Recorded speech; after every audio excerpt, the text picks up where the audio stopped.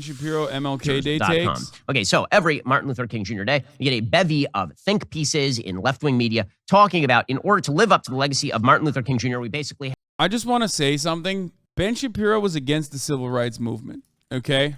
I'm not even saying that Ben Shapiro would have been. I'm saying that he, in modern day, United States of America, openly stated that the Civil Rights Act, okay, the Civil Rights Act is bad because it compels businesses, private businesses, to do things, like forces them to serve black customers. Ben Shapiro has openly stated that. Wait, this is from a month ago. Political matter needed to be able to cudgel people away from bigotry. You can make that case. I don't make that case. I think that the federal government was perfectly justified in going to the states and obliterating all of the segregation regimes that existed in the states. I do not think that the federal government had the power constitutionally or morally or philosophically to compel individuals not to engage in constitutionally protected behavior, even behavior I don't particularly like, for example, banning Jews at country clubs. I'm a Jew, not in favor of banning Jews at country clubs. I'm not in favor of banning black people from restaurants. Do I think that the federal government, had the power to compel the individual bed and breakfast owner?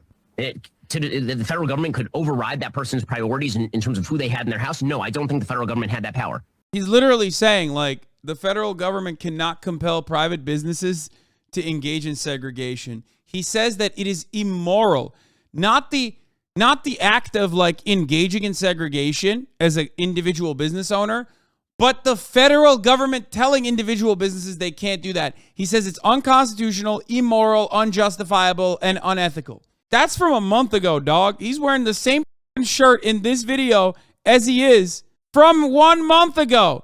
Ben Shapiro, and he said this time and time again. Discussing the Civil Rights Act, says the legislation from the 60s was important in doing away with states' governments that promoted segregation, but that it overreached by attempting to compel individuals to not engage in behavior or action that could be seen as protected by the Constitution.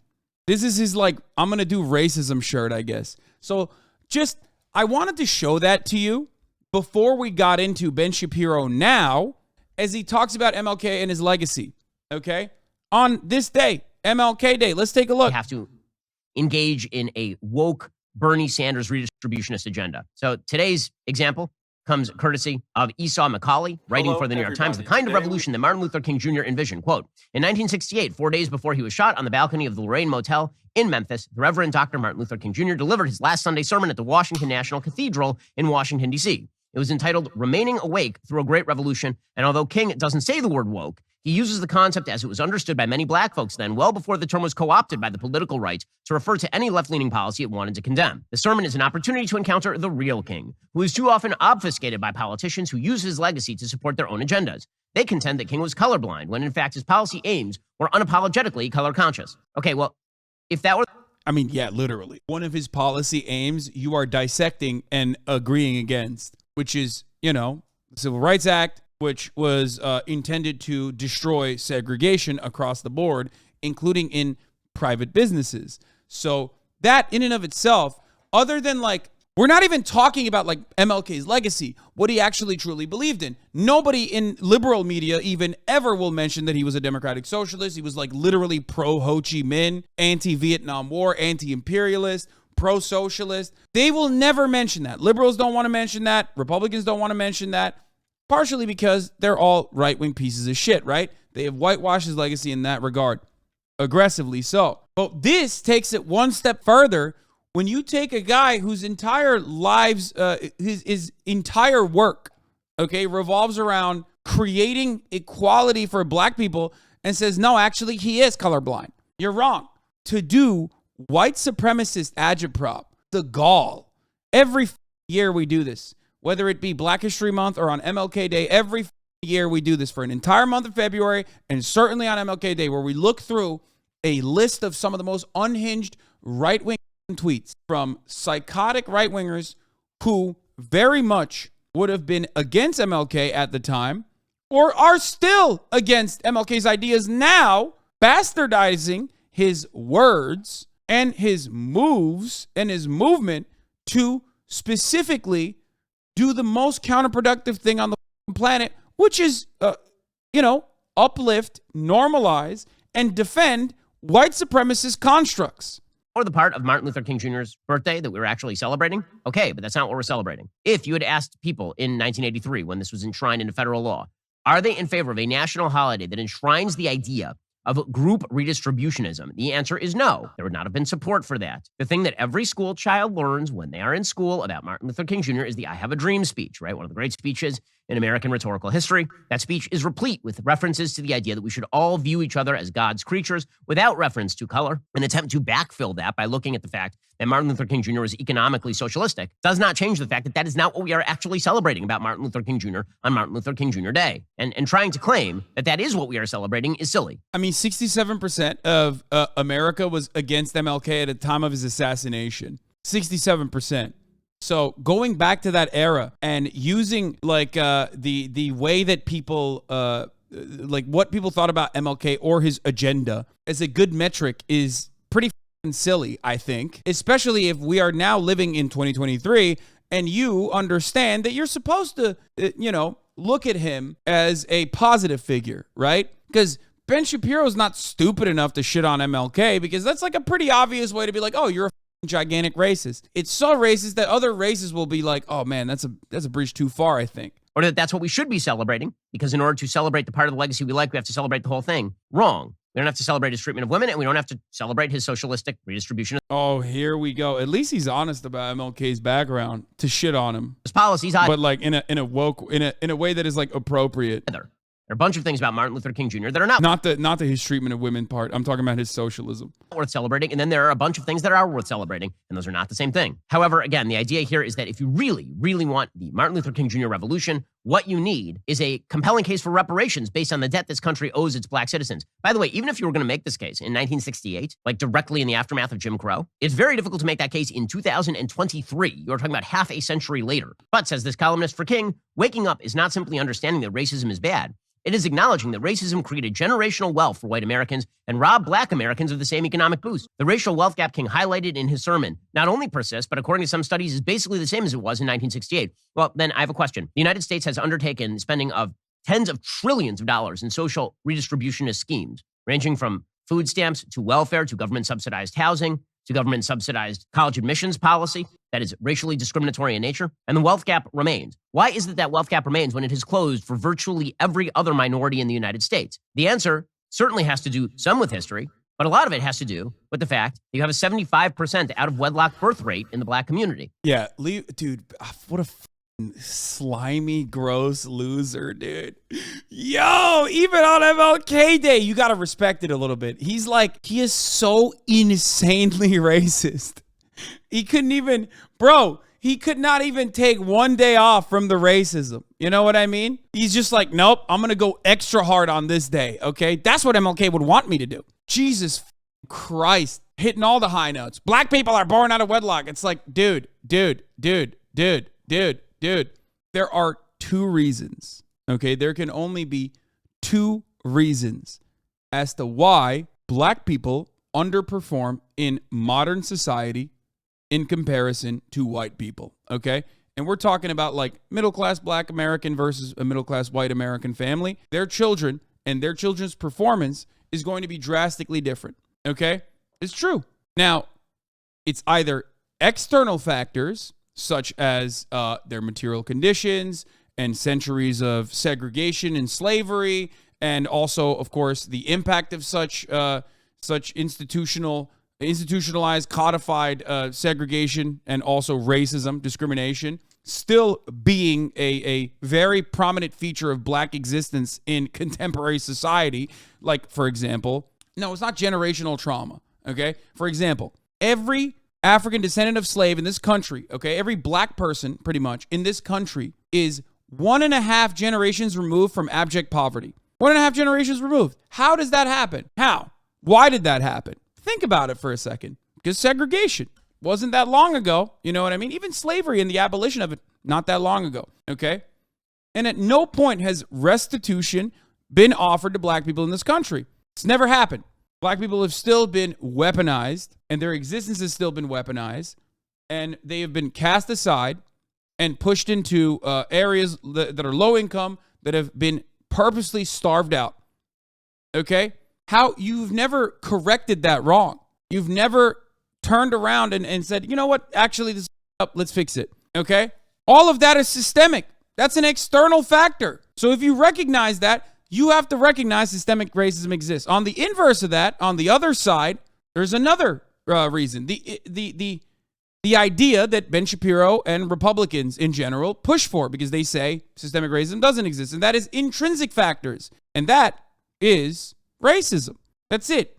It's either external factors or internal factors. Either black people have been held back in a systemic way, and if you understand American history, even in the most basic understanding of American history should allow you to recognize that it is actually black people being held back as a consequence of racism, as a consequence of slavery, as a consequence of segregation, okay? Or it's internal, and that means that you believe black people are just genetically inferior, and that is precisely why they've been held back. That's just racism. That's white supremacy. That's it. That's it. It's simple. It's not that hard. It's not that difficult. And now, of course, it's now considered a faux pas to be so open about your white supremacist values, which is precisely the reason why these guys dance around the subject. They say it's culture. It's culture. Really? Rap music is a prominent part of black culture in this country. Black culture, I would say, is probably the most exploited, but also the most successful form of American culture and American identity. Everybody listens to black music. Everybody listens to black trends. Everybody follows black trends. Everybody is very much internationally following black culture. So why does it impact black people differently then? Because even if you are to talk about culture, okay, even if you are to say that like, oh, it's black culture, that's why they're held back, which is a cowardly way to say it's their race, okay? These pussies can't say race anymore, so they say it's culture. It's culture. Why is it that it impacts black communities differently? Black culture, I mean. Is it that like black people listen to rap music and it hits a different frequency? Because more white people listen to rap than black people do. There's more white people out there. Why doesn't it impact white people in the same way? It's just a way to shift the conversation away from using the scary word, the R word, racism. It's you don't want to say race, so you say it's culture. That's what they do. That's it. Everybody consumes black culture. Why doesn't it impact? If it is simply a cultural difference, everybody consumes black culture. The most popular form of culture. The vernacular becomes commonplace. The word cool is black vernacular. Okay? It is. Everybody says it. Ben Shapiro says it. So what's up? Why is it that only black people supposedly are impacted by this? It's not. It's external. It's systemic racism. But of course, these motherfuckers don't want to admit that because that would undermine their entire worldview because they're racist. That's it. You have dramatic educational underperformance in the black community. Now, you can go back to the original sin here and you can blame it on the original sin. And that's all well and good. But the decisions that are going to change the trajectory of the wealth gap in the United States are decisions that are made today, not by governments who sign checks. They're decisions made on an individual level to be responsible and to help make life better for your children. That is the story of how groups, generally speaking, rise in the... What does birth rate out of wedlock have to do with these things? I mean, there's also a reason for that as well. That's like a very racist way of saying black people don't want to be in like two parent household because like they're promiscuous. It just goes back to like black men being violent and the age-old stereotype of like black men being primal and animalistic and violent and like hypersexualized. It's like a very common trope that Ben Shapiro is like trying to pinpoint. Okay, they make it seem like it's that mode of existence, which by the way is also bastardized because despite being out of wedlock, black men, according to studies at the very least, happen to be in the lives of their children significantly more than the way that like conservative media presents it as such, even if they are not in a government-recognized marriage. Well, some of the reasons as to why there is a statistical anomaly there or a disparity there, because there is one, is the criminal justice system, okay? 1 out of 5 black children in this country have one parent that's incarcerated. That number goes up to 1 out of 42 for white people. That's crazy. Oh my God, I can't believe. United States. Members, individual members of the groups, not as groups, individual members of the groups make good decisions. When they make good financial and personal decisions, the wealth in their family increases. And when the wealth in their family increases, it increases intergenerationally. This is how you cure the problem. I will agree with you about the problem with the evils of Jim Crow and slavery. Of course, of course. And I'll agree with you that obviously puts some groups behind the eight ball to start with in 1965. But when you're talking about 2023 and the people who are now experiencing the wealth gap being born 40 years after the Civil Rights Act, then you got to start asking questions as to how do you choose to solve the problem? But the answer is that we are just going to say that we need to recommend the same solutions that Martin Luther King Jr. was talking about. 1 in 5 incarcerated, but isn't it the fault of the person who committed the crime? Genuine question, because that will be the conservatives' argument. Better call Saul. That's a great question. Most crime is not a consequence of people being evil or bad or wrong. Crime is a consequence of poverty.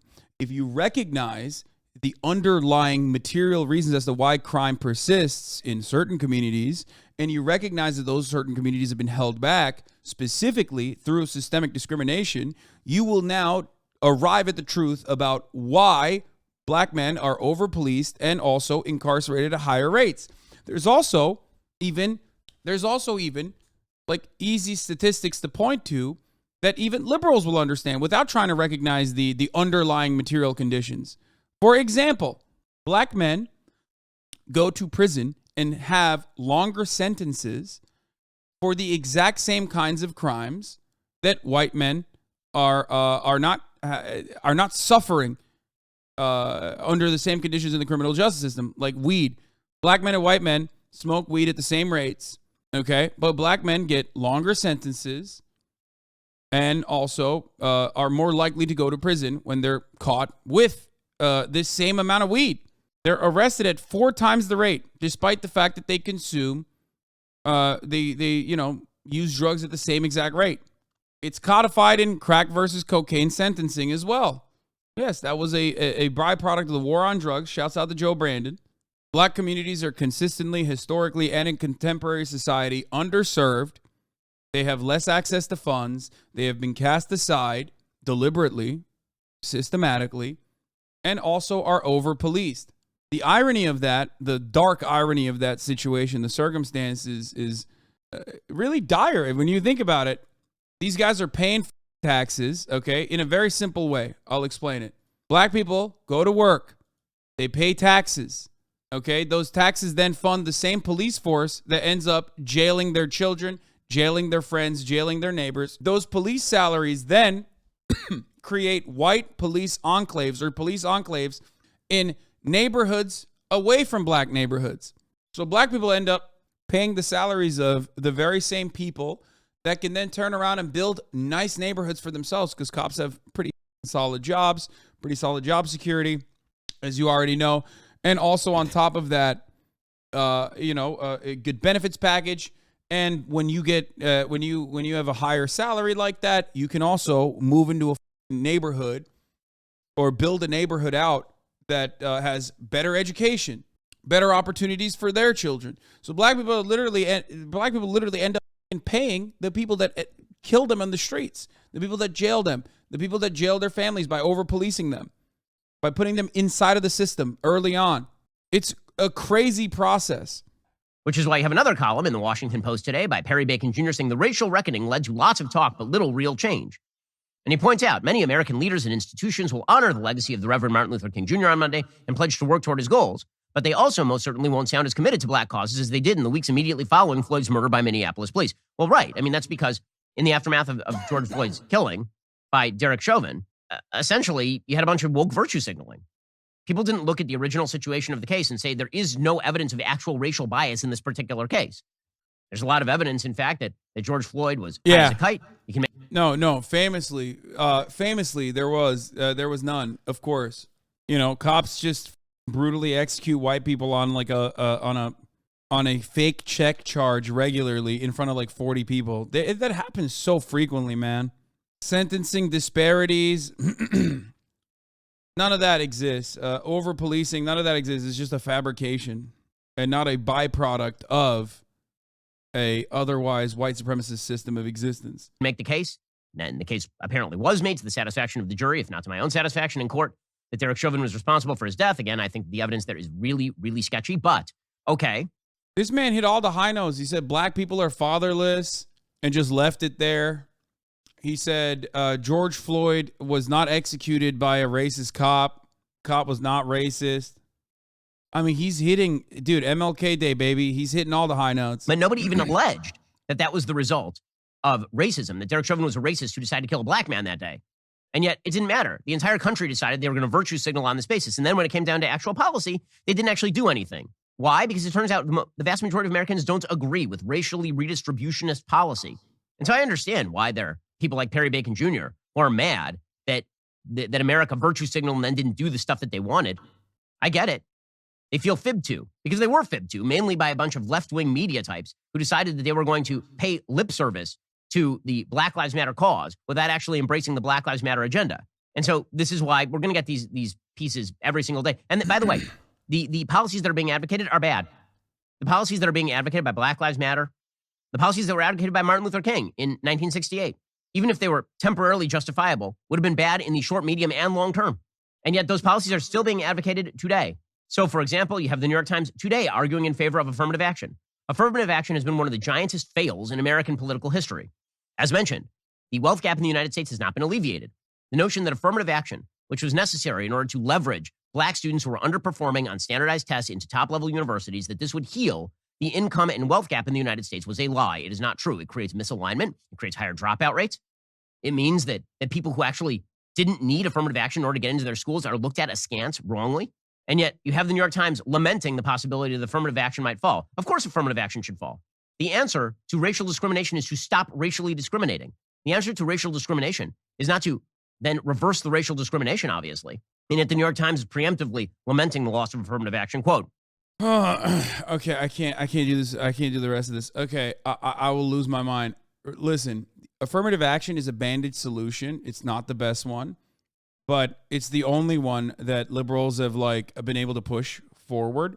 And the unfortunate for Ben Shapiro reality of racial wounds being healed is that if you are segregating on the basis of race, and if you are underserving communities on the basis of race, a fact that even I believe Ben Shapiro recognizes, in spite of all of his best interest to make it seem like it's not the case, he still recognizes that to a certain degree.